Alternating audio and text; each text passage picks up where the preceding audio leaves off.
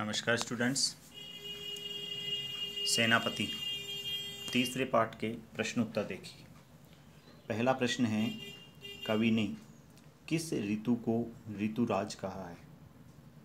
तो सेनापति ने ऋतुराज वसंत ऋतु को कहा है। घ उत्तर सही होगा। सूर्यचाप का अर्थ है, सूर्यचाप का अर्थ है इंद्रधनुष। कैसे है? सूर का अर्थ होता है देवता और चाप कहते हैं धनुष को, यानी देवधनुष यानी इंद्रधनुष।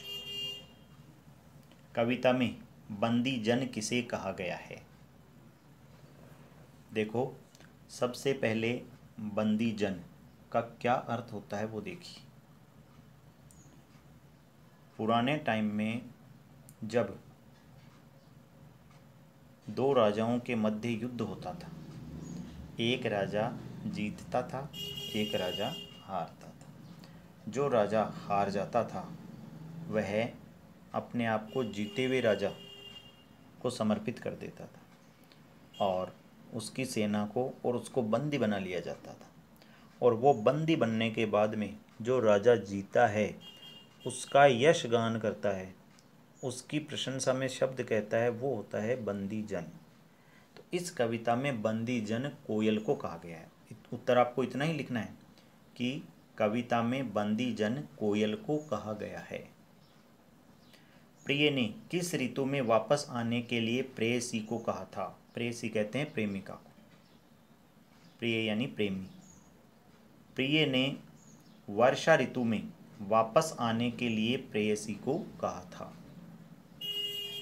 ऋतु वर्णन में ऋतुराज किसे कहा गया है? ऋतु वर्णन में ऋतुराज वसंत को कहा गया है। निबल अनल का क्या अर्थ है? निबल अनल अर्थात आग का कमजोर हो जाना। पूर्ण विराम। जब सर्दी अत्यधिक बढ़ जाती है तब आग भी कमजोर लगने लगती है। लघुतरात्मक प्रश्न, चतुरंग दल से सेनापति का क्या तात्पर्य है? आपको मैंने बताया था चतुरंग दल यानी 4 अंगों वाली सेना। पुराने टाइम में जो बड़े बड़े राजा होते थे, चक्रवर्ती सम्राट होते थे, उनके पास चतुरंगी सेना होती थी। और वो चतुरंगी सेना जो है वो है हाथी सवार सैनिक, घुड़सवार, रथ सवार और पैदल। 4 प्रकार के सैनिक होते थे। तो 4 प्रकार की सेना होती थी, उसको चतुरंगी सेना कहा जाता था। अब देखो प्रश्न पर आओ, चतुरंग दल से सेनापति का क्या तात्पर्य है? उत्तर सुनना। चतुरंग दल का अर्थ होता है 4 अंगों वाली सेना। पूर्ण विराम। इसमें हाथी सवार, घुड़सवार, रथ सवार और पैदल सैनिक होते हैं। सेनापति ने अपनी कविता में ऋतुराज वसंत की चतुरंगी सेना रंग बिरंगे फूलों को बताया है। जिस प्रकार राजा अकेला गमन नहीं करता है, अपनी चतुरंगी सेना के साथ चलता है, उसी प्रकार ऋतुराज बसंत भी अकेला नहीं आता है, रंग बिरंगे फूलों की चतुरंगी सेना लेकर आता है। 8वां प्रश्न, सावन के महीने में कामदेव नायिका को परेशान कैसे कर रहा है? कामदेव प्रेम के देवता। तो सावन के महीने में कामदेव नायिका को परेशान करता है, क्योंकि नायिका का जो प्रियतम है वह नायिका को कहकर गया था कि सावन के महीने में वह उससे मिलने के लिए आएगा। जब आसमान में घनघोर घटाएं छाएगी, जब बादल गरजेंगे, जब बिजलियां चमकेगी, यत्र तत्र मोर और कोयल बोलेगी, ठंडी हवा चलेगी, उस समय नायक ने नायिका से मिलने का वचन दिया था। सावन के महीने में नायिका अपने प्रियतम से मिलने के लिए तड़पती है। वह रात दिन विरह की आग में जलती रहती है। इस तरह कामदेव नायिका को परेशान कर रहा है।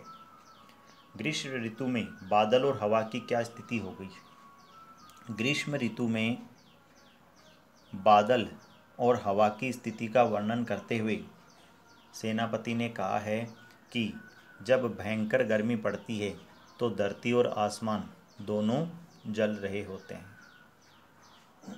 आसमान में बादलों का कहीं नामो निशान नहीं होता है और गर्मी के कारण जनजीवन जो है वो बहुत कठिन हो जाता है।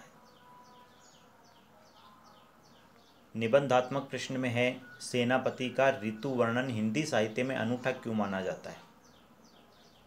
ठीक है, सेनापति का ऋतु वर्णन हिंदी साहित्य में अनूठा या सबसे अलग माना जाता है। उसका कारण है कि बाकी के जो कवि हैं उन सब ने तो ऋतु वर्णन जो किया है उसमें प्रकृति का वर्णन किया है और श्रृंगार रस प्रधान रचनाएं लिखी है बाकी कवियों ने, लेकिन सेनापति ने जो है वो प्रकृति का वर्णन किया है और प्रकृति के दो रूप दिखाए हैं।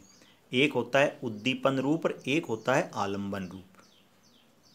उद्दीपन रूप जो है उसमें तो प्रकृति को मानव मन के भावों को जागृत करने वाली बताया है और आलंबन रूप को कविता का विषय बनाया है।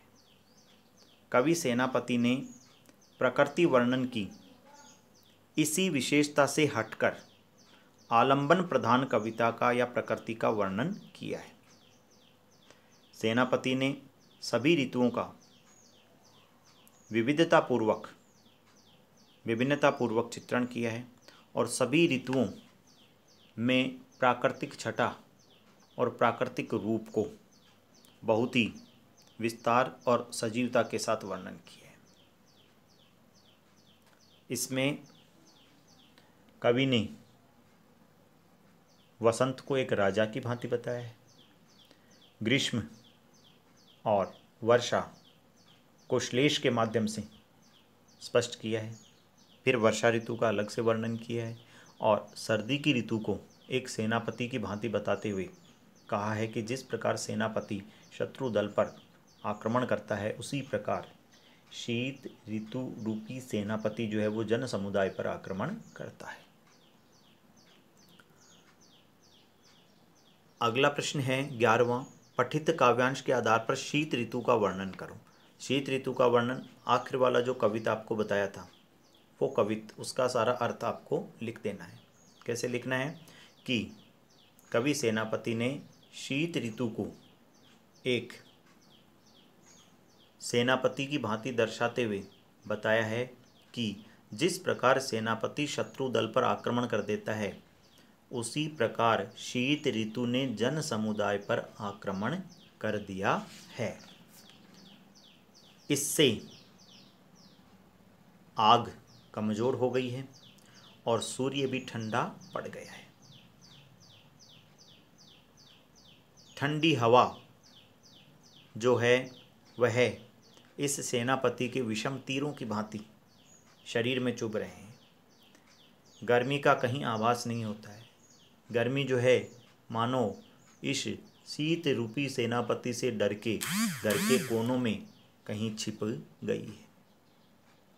लोग सर्दी से बचने के लिए लकड़ियां जलाते हैं और उन लकड़ियों से जो धुआं निकलता है आग से, वो धुआं जब लोगों की आंखों में जाता है तो लोगों की आंखों से आंसू निकलते हैं।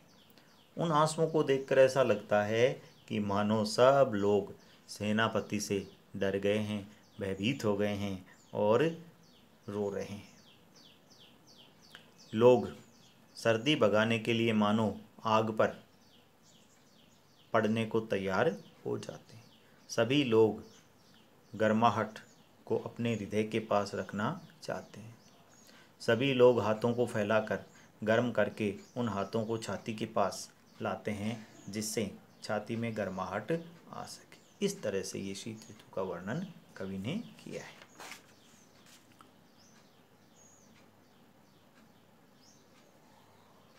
वसंत ऋतु के सौंदर्य पर विस्तृत टिप्पणी लिखी।